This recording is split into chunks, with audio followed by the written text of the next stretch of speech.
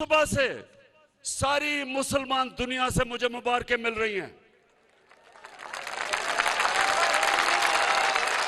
इमरान खान अमेरिकी सदर हो या दुनिया का जो भी सदर हो, उसके सामने आंख में आंख डाल के बात करता है, झुकता नहीं है, पर्चा नहीं पकड़ता, क्योंकि अल्लाह के सिवा कोई खुदा नहीं है। आज मैंने खास अल्लाह का सुबह उठ के शुक्र अदा किया। क्या वजह है स्वाद के लोगों में क्यों इतना खुश हूं? क्योंकि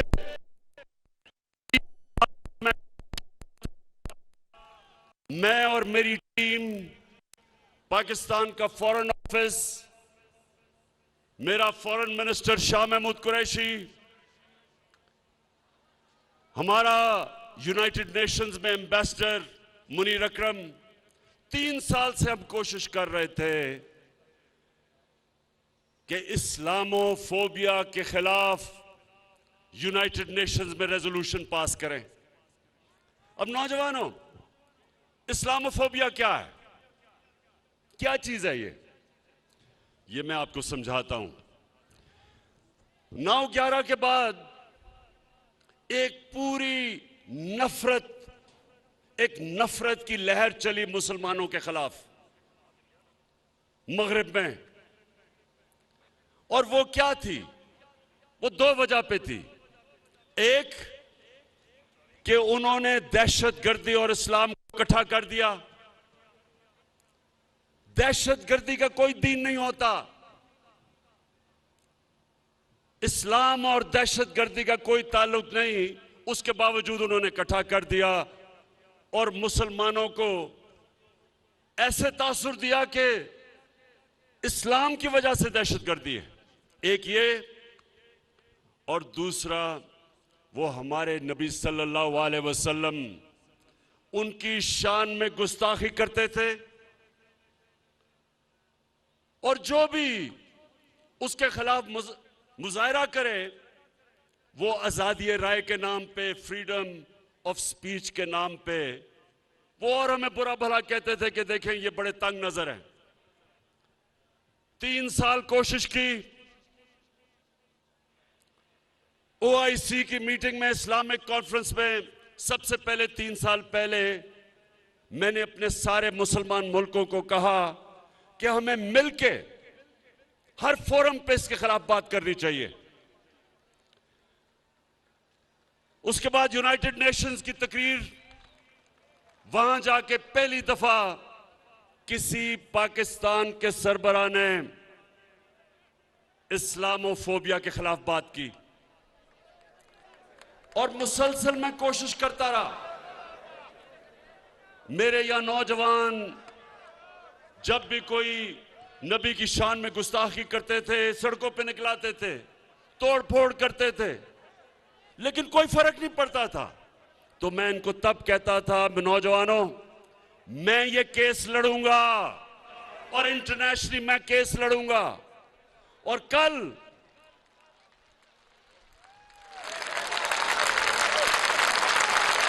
और अल्लाह का करम है कि कल ये फैसला हुआ, यूनाइटेड नेशंस की रेजोल्यूशन हुई, 57 मुसलमान मुल्कों ने मिलकर पेश की पाकिस्तान की रेजोल्यूशन इस्लामोफोबिया के खिलाफ।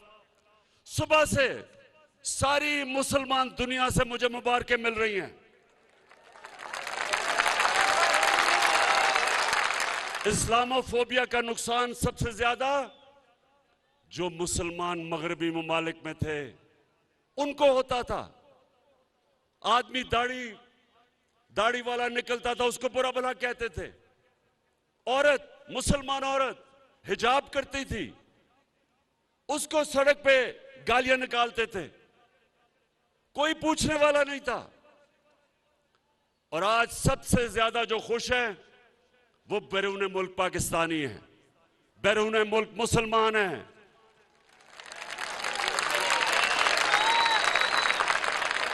हिंदुस्तान में आज कल हिंदुस्तान में कर्नाटका की अदालत ने फैसला किया कि मुसलमान लड़कियां हिजाब नहीं कर सकती।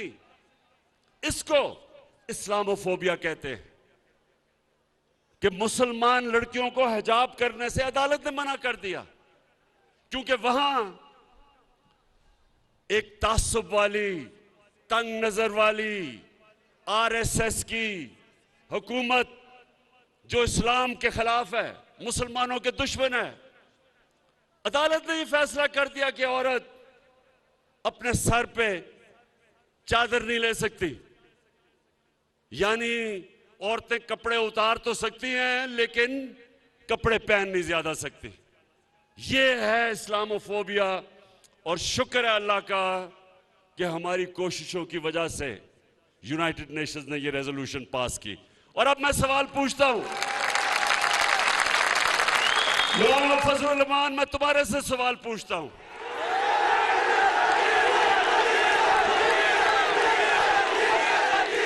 गलती हो गई, सॉरी, मौलाना नहीं फजलुर रहमान, क्योंकि मौलाना आलमे दीन की मैं इज्जत करता हूं। तो मैं फजलुर रहमान से पूछता हूं कि 30 साल से हर हुकूमत में आप शामिल हुए हैं, दीन के नाम पे सियासत करते हैं। मैं आपसे पूछता हूं कि कभी आपने किसी मगरबी रहनुमा के मुंह से एक लफ्ज भी निकाला इस्लामोफोबिया के खिलाफ, बल्कि किसी से बात भी की?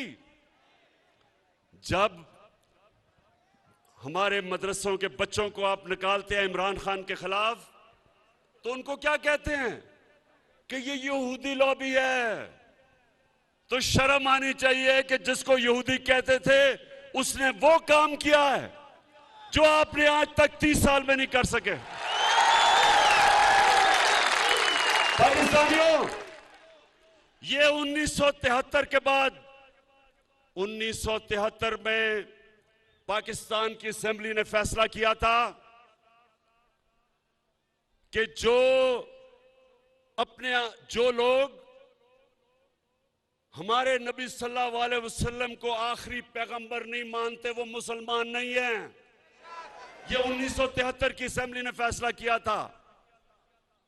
उन्होंने कहा था कि कायदियानी जो हमारे नबी सल्लल्लाहु अलैहि वसल्लम को आखिरी नबी नहीं मानते वो मुसलमान नहीं है, वो अक़लियत है। ये उसके बाद ये सबसे बड़ा काम हुआ है मुसलमान दुनिया के लिए कि आज यूनाइटेड नेशंस ने तस्लीम किया है कि इस्लामोफोबिया के खिलाफ दुनिया को आवाज बुलंद करनी चाहिए। और 15 मार्च हर साल इस्लामोफोबिया का दिन बना दिया गया है। और साथ के लोगों, मैं पूछता हूं, इन पिछले 35 साल में जो 3-3 दफा वजीर आजम बने, मैं इनसे पूछता हूं कि कभी आपने यूनाइटेड नेशंस में इसके खिलाफ बात की? कभी आपने ओआईसी में बात की इस्लामोफोबिया के ऊपर? और खास तौर पे नवाज शरीफ, जब आप पर्चियां पकड़ के अमेरिकी सदर के सामने बैठे हुए थे तो एक पर्ची इस्लामोफोबिया की भी पकड़ लेनी थी, एक कश्मीर की भी पर्ची पकड़ लेनी थी। लेकिन जो गुलाम लोग होते हैं वो, उनके कोई अकीदा नहीं होता, बिलीफ सिस्टम नहीं होता, उनका सिर्फ इस तरह के लोगों का जिनका पैसा खुदा होता है, जो पैसे की पूजा करते हैं, उनकी कांपें टांगेंगी अमेरिकी सदर के सामने। इंसान को, स्वाद के लोगों, ला इलाहा इल्लल्लाह इंसान को आजाद करता है। जब आप ये फैसला करते हैं कि अल्लाह तेरे सिवा किसी के सामने नहीं झुकूंगा, आजाद हो जाता है इंसान। हमने, मेरे साथ जो चले थे 25 साल पहले, हमने अपनी तहरीक इंसाफ का नस्बुल ऐन रखा था, इय्याका नअबुदु व इय्याका नस्तईन, कि अल्लाह तेरी इबादत करते हैं और सिर्फ तेरे से मदद मांगते हैं। इसलिए इमरान खान अमेरिकी सदर हो या दुनिया का जो भी सदर हो, उसके सामने आंख में आंख डाल के बात करता है, झुकता नहीं है, पर्चियां नहीं पकड़ता, क्योंकि अल्लाह के सिवा कोई खुदा नहीं है।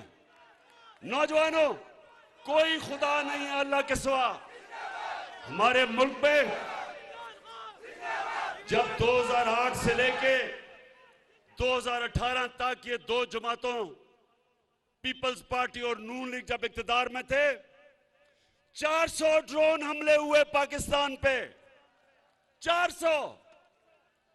हमारी औरतें बच्चे मरे, बेकसूर लोग मरे, हमारे लोगों के घर बर्बाद हो गए। अमेरिका की जंग में शिरकत करके स्वात के लोगों ने कितनी कुर्बानी दी, कितने लोगों ने नकल मुकानी की,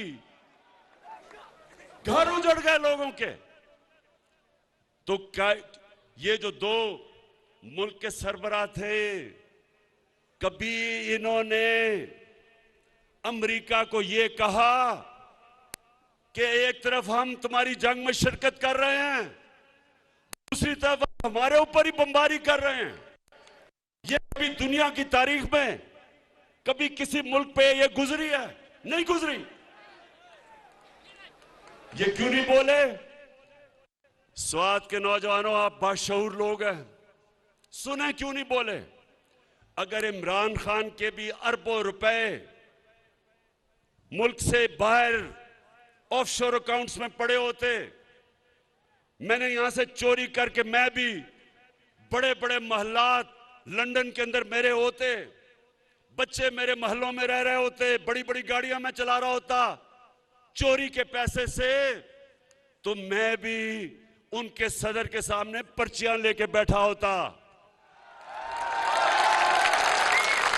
क्योंकि जब स्वात के नौजवानों, जब वो चाहें, आज जिस तरह रूसियों के साथ, जितने भी रूसियों के बड़े बड़े उनके बिजनेसमैन के बाहर पैसे पड़े हैं, मगरिब के अकाउंट्स में, बैंकों में, उनके जायदाद सब जब्त हो रही हैं।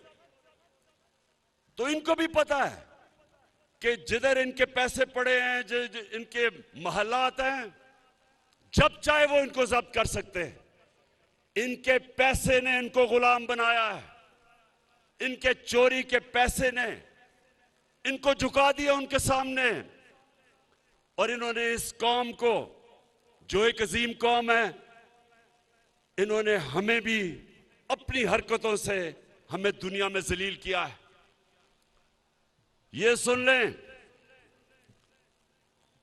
कि एक कौम, 100 गीदड़ों की कौम जिसका सरदार शेर हो, वो जीत जाएगी।